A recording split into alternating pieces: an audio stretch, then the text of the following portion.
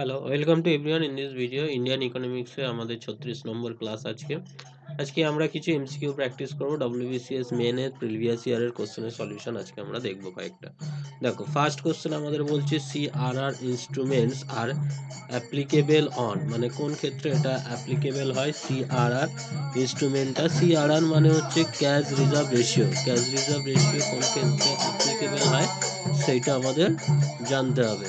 Applicable হয় CRR cash reserve ratio, সেই জিনিসটা আমাদের জানতে হবে। সেটা হচ্ছে schedule commercial bank only, a plus investment companies, তারপরে বলছে all commercial bank and non commercial bank and all the above. এটা অ্যাকচুয়ালি শিডিউল কমার্শিয়াল ব্যাংকের জন্য সিআরআরটা অ্যাপ্লিকেবল।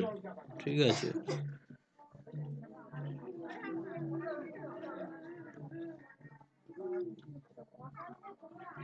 আচ্ছা, bank nationalization had the following objective. Bank ন্যাশনালাইজেশনের কি অবজেক্টিভ ছিল সেইটা, তো ব্রাঞ্চ এক্সপানশন করা, সেটা ঠিক। Extension of loan priority sector, এনসিও ডিপোজিট সিকিউরিটি, তো all of the above.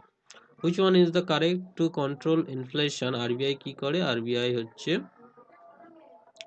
Cash reserve রেশিওটাকে বাড়িয়ে দেয়, তাই তো। ক্যাশ রিজার্ভ রেশিওটাকে যদি বাড়িয়ে দেয় তাহলে ইনফ্লেশন কন্ট্রোল হয়, সেটা আমরা দেখেছি থিওরি ক্লাসে। দ্য ইয়ার ব্যাংক ন্যাশনালাইজেশন কত হয়েছিল? 1969-এ। The year setting up the Reserve Bank of India 1935-এ।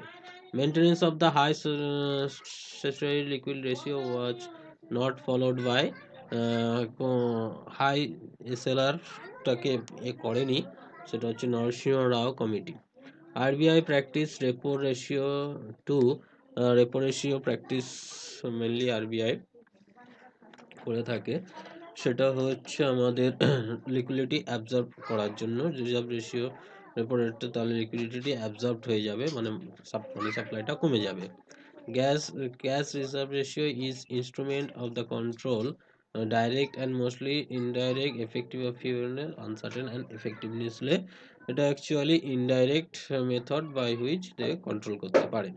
What is the following is the correct statement? এর মধ্যে কোনটা কারেক্ট দেখাতে হবে। RBI does not control foreign exchange reserve, RBI does not provide short term aim, কোনটা correct দেখাতে হবে। RBI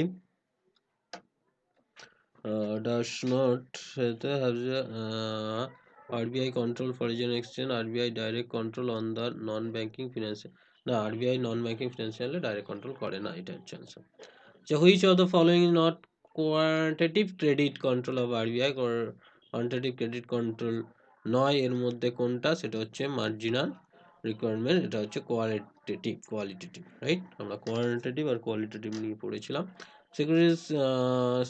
সিকিউরিটিজম and reconstruction of the financial asset, economic security invest act কততে pass হয়েছিল? এটা অ্যাকচুয়ালি পাস হয়েছিল 2002 সালে। Which of the following consider as the stressed asset of the bank? সেটা হচ্ছে আমাদের NPS, restricted loan, return of the all the above. মনে আছে নিশ্চয়ই। স্ট্রেসড অ্যাসেট অফ ব্যাংক হচ্ছে non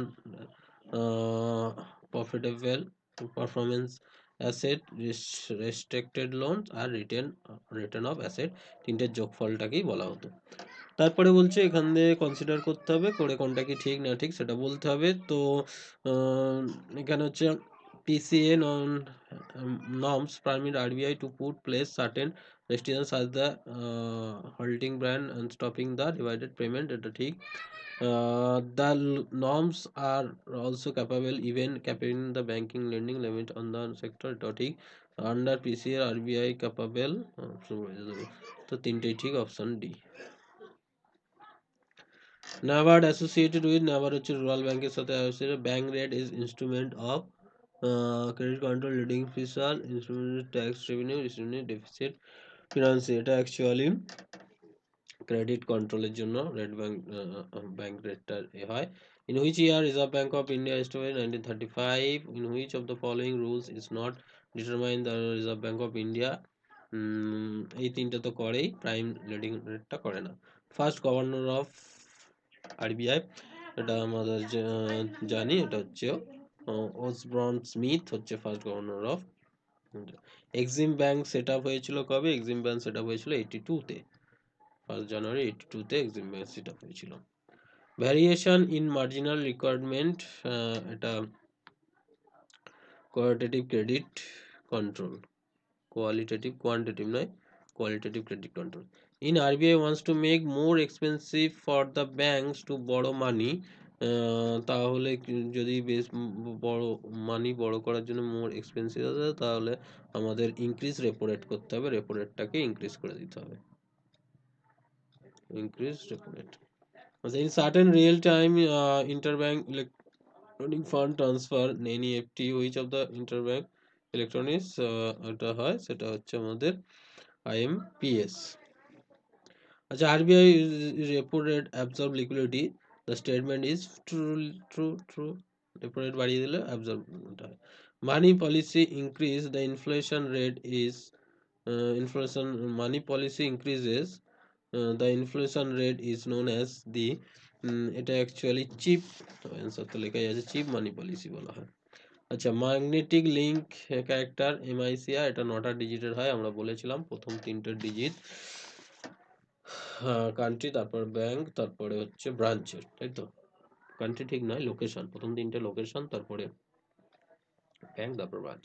financial inclusion as per RBI নিয়মস, এটা financial inclusion বলতে যেটা বোঝায় সেটা হচ্ছে অল দি অ্যাবভ এখানে, ঠিক আছে।